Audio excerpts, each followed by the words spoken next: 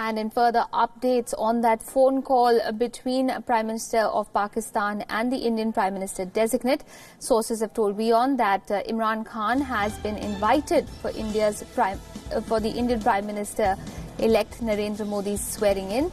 The date for the ceremony hasn't yet been confirmed. So that is the latest that is coming in on that phone call that took place earlier this afternoon between Imran Khan and the Prime Minister designate of India, that is Narendra Modi.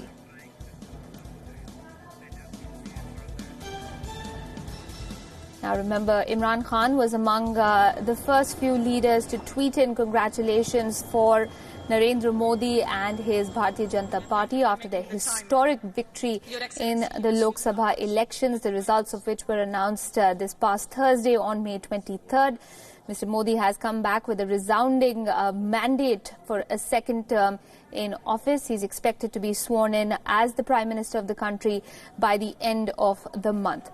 Now, India and Pakistan have had a tenuous relationship of late, specifically this year, starting, of course, with the Pulwama attack in which more than 40 CRPF personnel were killed.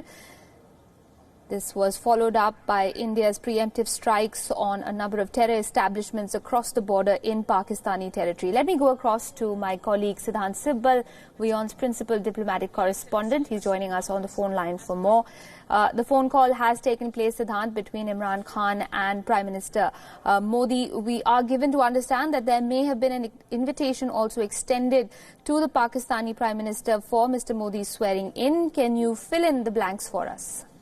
Well, we have learned from our sources that in every conversation the Indian Prime Minister is having with world leaders, he is extending the invite, and that is why we saw how the Sri Lankan President's office yesterday confirmed that the Sri Lankan President will be here in India, in Delhi, for the swearing-in ceremony of the Prime Minister for his second tenure. But this invite was not extended during this conversation that lasted for 3 minutes and 12 seconds roughly. And during this conversation, the main focus was not only to fight poverty, but also the issue of terrorism that was raised by India, saying that Pakistan needs to create an environment free from terrorism. That is something that India has been saying for a pretty long time. But today's call is significant, not only because the call happened, because we know India and Pakistan were not talking, but also the fact that both the sides, of course, not only focused on commonalities, but also try to break the ice. We have seen visuals coming from the SCO foreign ministers meet, where the Pakistani foreign minister and the Indian external affairs minister were sitting together. That was on the last day of the previous government. But of course, India has denied that there was any meeting which took place, and there wasn't any meeting which took place. But of course, they sat together was a big thing indeed. So by and large, seems some kind of ice breaking is happening, but we will only get to know the new policy of the new government once the government comes into the office. Fair enough. And I suppose, Siddhant, going by the turn of tide between the two sides ever since the Pulwama attack and, of course, the dogfight of February 27th, it would be safe to assume that the Indian side is going to tread on the path of caution, given that it has maintained repeatedly that terror and talks cannot go hand in hand. So no surprise, really, speaking the fact that there was no invitation that was extended to Pakistan during that phone call.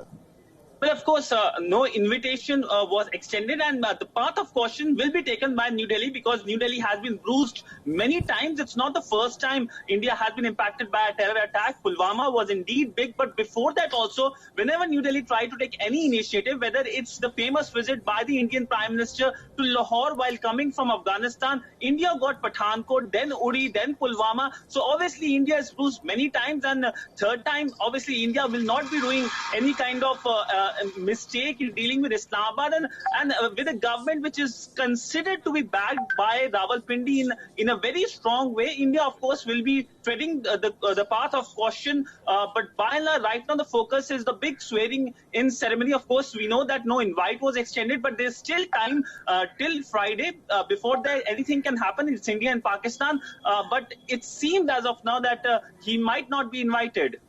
Absolutely. As you said, anything is likely to happen between now and, of course, the swearing-in ceremony, which is slated to take place towards the end of the month. But a larger picture going forward, Siddhant, during the campaigning phase, there was, of course, that news article that said that Prime Minister Khan is keen on seeing Mr. Modi return to power in India, perhaps for the sake of longevity and also to establish a better relationship with India. This was, of course, seen as an aggressive outreach on the part of Pakistan, given the sort of attention that's been focused on its failure to rein in on terror installations and, of course, the bailouts that it's been receiving from international bodies.